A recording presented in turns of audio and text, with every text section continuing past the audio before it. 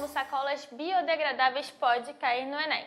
Preparado? Vamos conhecer um pouco mais sobre o assunto. A gente já conhece o movimento que tenta proibir ou pelo menos reduzir o uso de sacolas plásticas em função do seu impacto ambiental. A questão é que grande parte dessas sacolas são produzidas a partir de um plástico, que é um polímero na verdade, que se chama polietileno. Esse polietileno é formado por monômeros, assim como todo polímero. A gente vai ter uma estrutura unitária que vai se repetir várias vezes, assim como o elo de uma corrente vai se repetir várias vezes. A gente vai ter o etileno se repetindo várias vezes ao longo de uma cadeia carbônica, formando o polietileno. E aí ele vai ter uma difícil digestão, digamos assim. Vai ser digerido pelo meio ambiente, pelos micro-organismos, de uma forma muito lenta, cerca de 300 anos para isso acontecer.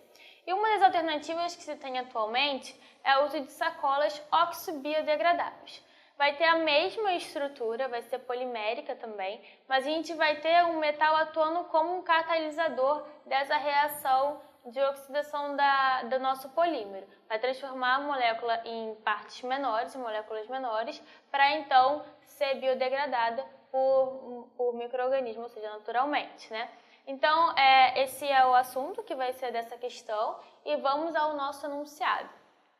Uma alternativa que atualmente vem sendo utilizada na fabricação do polietileno, um polímero presente na composição de sacolas plásticas e que leva em média 300 anos para se decompor, é a adição de um aditivo à base de metais como cobalto, níquel, ferro e manganês. Esses elementos ajudam no processo de oxidação do polietileno quando em contato com o ambiente. Daí o nome para alguns tipos de sacolas de óxido biodegradável. Na presença de luz ou calor, o polietileno aditivado vai se transformando rapidamente em moléculas mais leves.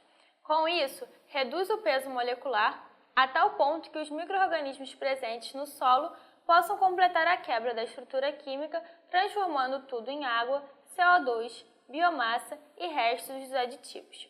O processo leva, em média, 18 meses. Uma desvantagem ambiental da alternativa apresentada no texto é... Então, preste atenção que no enunciado ele está te cobrando uma desvantagem ambiental. Não basta ser uma desvantagem, precisa fazer mal ao meio ambiente. Letra A.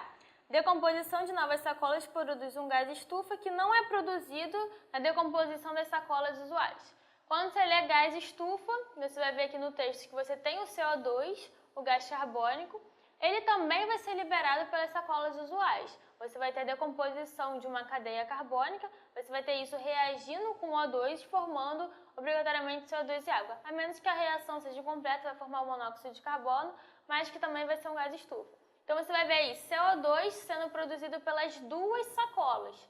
Então não vai ser uma desvantagem de uma com relação à outra. A letra A está errada. Letra B. Os restos dos aditivos podem contaminar o solo, visto que os aditivos são à base de metais.